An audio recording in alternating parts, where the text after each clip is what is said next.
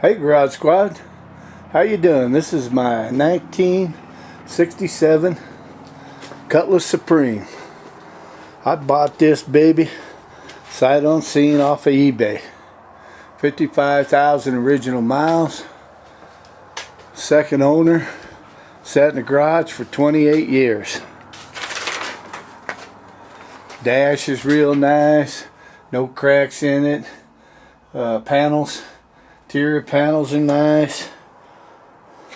But what really sold me was this black vinyl top.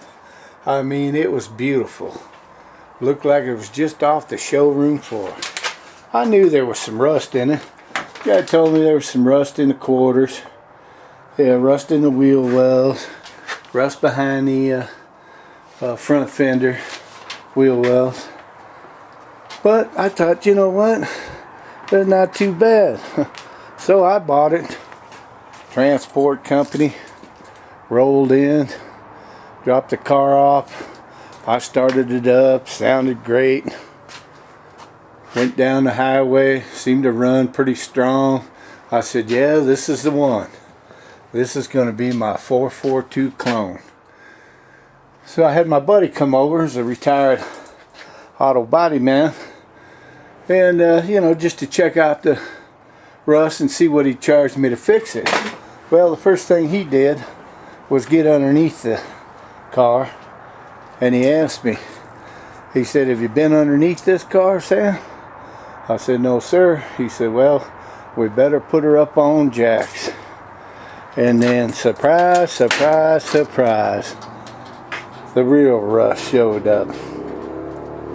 We got all the trunk pans cut out, ready for new trunk pans. Just rust everywhere. Frame, axle, drive shaft. It's just a mess. My 442 plans went out the window. But I've still got the car, I've still got my garage, and I still got a plan. But let me tell you my real story why I bought this car. Hope I ain't messing this up. Hey folks, 1969, my older brother was on his way to Vietnam. He gave me a 1967 442 Cutlass Oldsmobile. It was the exact same color as this car, black vinyl top, black bucket seats, 400, just a beautiful car.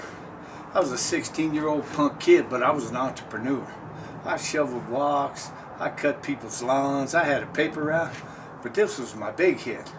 I thought, man, I'm going to make the deal on this. I traded his 67 442 Oldsmobile for 10 kilos of Acapulco gold. I figured I could make enough off of that. I'd buy him a new 442 and buy me a Corvette. Well, the only problem was I sold that marijuana to undercover agents. And off I went to reformatory for 2 years. Sounds crazy, but when you're 16 and stupid, you do stupid things. When my brother came back from Vietnam, he only asked me one time where the car was. He knew what had happened. He never asked me again. And it's been bugging me for 47 years. I've been looking and looking and looking, and 442s are through the roof. There's no way I could afford one of them on a truck driver's salary. And so I found this one, and I thought, you know what? Runs good, looks good. I can put a 4-speed transmission in it. Wouldn't even put buckets, just leave the bench in it. Put some 442 badges on it. Close as I could get, but I think he'd be happy with it. Well, with all the rust, you know, that kind of went out the window. I'm still working on it, but I could sure use some help, Garage Squad. I don't deserve the help, but my brother does. And I'd appreciate it if you'd pick me as one of your redos. So what do you think, Garage Squad? You ready for a Rocky Mountain High rebuild? No pun intended. And it's kind of ironic that now marijuana is legal here. But We all do stupid things. I'm just trying to make it right. I'd appreciate any help you can give me, Garage Squad, and I love your show. Oh, and also, I can get us fresh beer from the local brewery every night. I covered the logo up because we don't want any free advertising.